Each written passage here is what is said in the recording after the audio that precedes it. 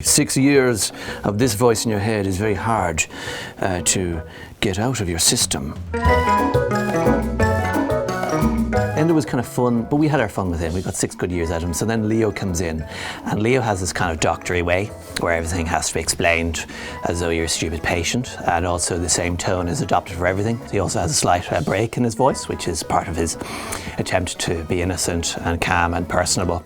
But his frowning thing was something he used to do in his youth. Now his eyebrows raise a lot because he's trying to be friendly and open, and odd time there's an awkward smile. Not just as a consequence of the budget, because of pay restoration and other things as well. But the most important thing is when he gets serious, there's a swallow and a smack of the lips.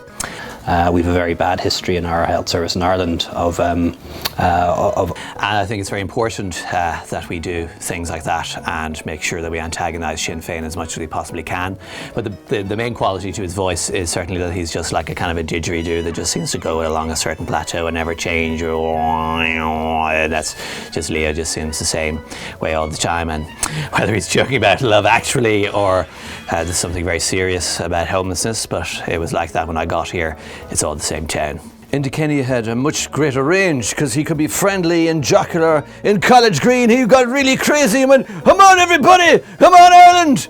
And then when he was in trouble, he adopted a very calm tone, a sort of an innocent Schliveen who's confessing to something. He would talk very low. I'll tell you this though, when the election is called, and it will be called in 12 months' time.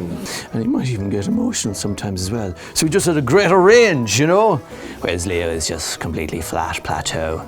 I'm a doctor, I'm terribly serious, and everyone needs to take me seriously. But I have a joke every now and again. This is me joking, it's my joking face.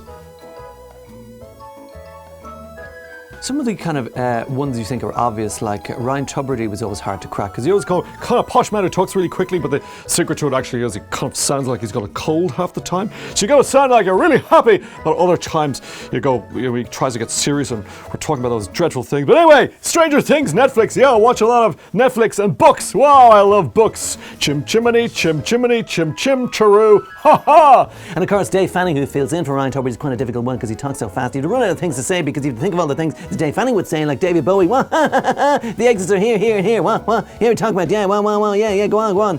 And sometimes Marion Finucane is difficult because, again, she has this incredible range where when she gets exasperated, it goes really high, but when she's very annoyed, it goes very low, or so I'm told.